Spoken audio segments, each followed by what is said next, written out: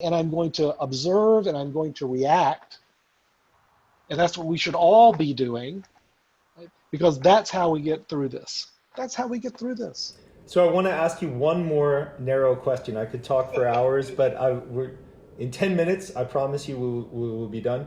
Um, I, I want to ask you about this concept of taxation as justice and the new entry into the conversation, which is wealth taxes. It's funny. I wrote a book called Setting Sun during the crisis years, and I predicted that wealth taxes would come into the discussion at some point.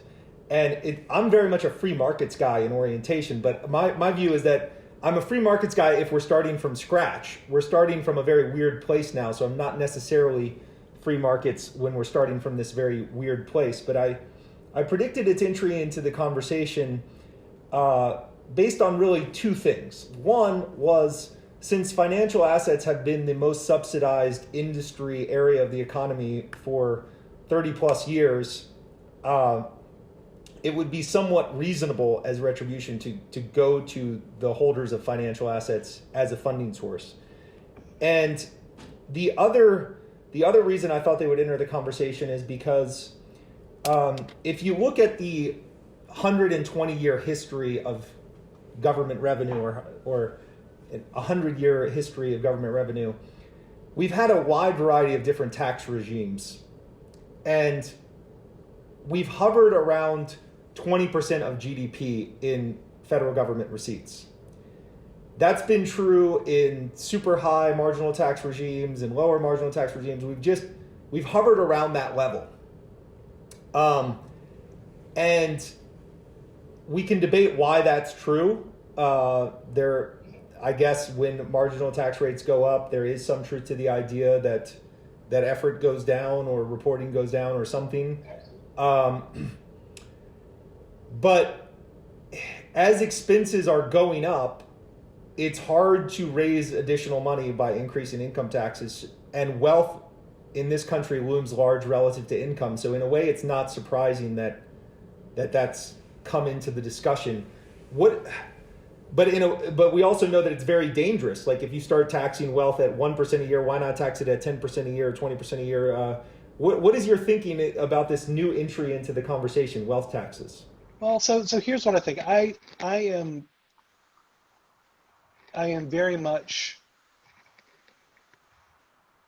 Let me put it this way: we're going to come down in the same place, Brandon, where I am begrudgingly thinking that a wealth tax, I don't have a lot of problem with it, but we're going to get to that place from a different direction, right? So what you're saying, if I take correctly, I'm undecided for the record. I'm undecided as a matter of policy. I was able to predict that it would come into the conversation, and I think it's a permanent part of the conversation now that it's been introduced. In fact, I'll go farther than you. I think a wealth tax has a place. I'll say that. I think it's got a place. But and this is important point, but my reason for it is different than the reason you were describing earlier as a revenue source, right? It's a tax source. I think my sense is we both agree that the argument that, a wealth tax should exist because it's just unfair for some people to be wealthier than others. I suspect that neither of us supports that, right? Correct. That to me is the worst of the arguments for a wealth tax, and it's kind of I'll call it the Bernie bro light version, which is, it's just unfair for someone to make more money than another person. I think that's a crappy reason to have a wealth tax. I think that's a real infringement on liberty and justice for all, right? Imagine that. I get the argument you're making that a wealth tax, well, that's what you got to do to pay for something. My view is that, well, if that's your problem, then no, you really do need to spend less, right? As hard as that is. And frankly, when I say spend less, I'm not one of these guys who wants to, cut back on, the the social net and stuff like that. I mean, you know, if I were president, my platform would be to cut defense spending by, a third, just right there, right? I'd mothball, huge chunks of the military. I'd go away from having a two-war doctrine, all this stuff. Right? So I don't want people to think I'm this, oh yeah, you want to just kind of cut government spending and, let people take care of themselves. That's not what I'm saying. But I do not think that a wealth tax is justified on any economic ground, right? Either because, oh, it's just unfair, or because, oh, well, we need that to raise more money so we can spend more. I think then you have to cut spending. But here's where I do come down in favoring a wealth tax.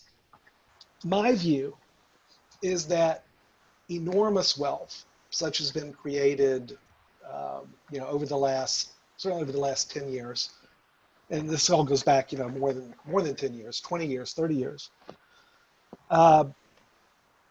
My view is that enormous wealth creates unaccountable and permanent political power.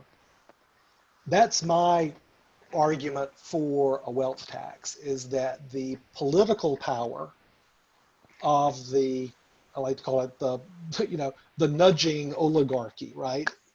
Of the very, very rich, and the way that the very rich, in my view, have captured antitrust law, securities law, trade policy, monetary policy for sure, right? Tax code, as we saw in that particularly in that 2017, I think abomination of a tax act, right? The way that I see that the very wealthy have captured those the various points of the government spear, if you will, right? I mean, what is the point of the spear for government? It's your tax code, it's your monetary policy, it's your trade policy, it's securities laws, right? That is political power that I think has to be broken. And I don't know how to undo that political power without taking a flamethrower to the very rich, which is what a wealth tax does. I'm not happy with it. It bugs the crap out of me that this is where I come down on this. But I'm at a point where I don't know what else to do, because I see the entrenchment of the very rich controlling these points of the spear. And I don't know what to do other than, like I say, take a flamethrower to it. So, like I say, I think we end up in kind of similar spots, but maybe for different rationale. Well, I do feel like it's going to be a permanent part of the discussion at this point, and it would be somewhat surprising if the tone didn't get more aggressive over time, because it's amazing how far the conversation has changed, like in a 2-year period. Brandon, this is what I mean when I was talking earlier about how this leads to, if not physical violence, it becomes a violent civic society where it is that widening gyre, as Yeats would call it, where the center does not hold. And what I'm saying is that's not a mean reverting phenomenon, that it only ends after enormous strife and conflict. And in that strife and conflict, the political rules, they change, they always change. What we have to do as humans is to hold on and keep alive what I like to call the small L liberal virtues, right? And frankly, the small c conservative virtues, and not be captured by big L liberal and big C conservative, to not become, as Ionesco would have called it, a rhinoceros, right? And that's really hard when you're being besieged by these events, but it's so necessary, and that's why I find podcasts like yours, the stuff that I write, it keeps me sane, right? To know that there are other people out there who are wrestling with these same issues, and honest to God, you know, we've got to stick together on this so that we can have these conversations because it's the only thing that's going to keep us together.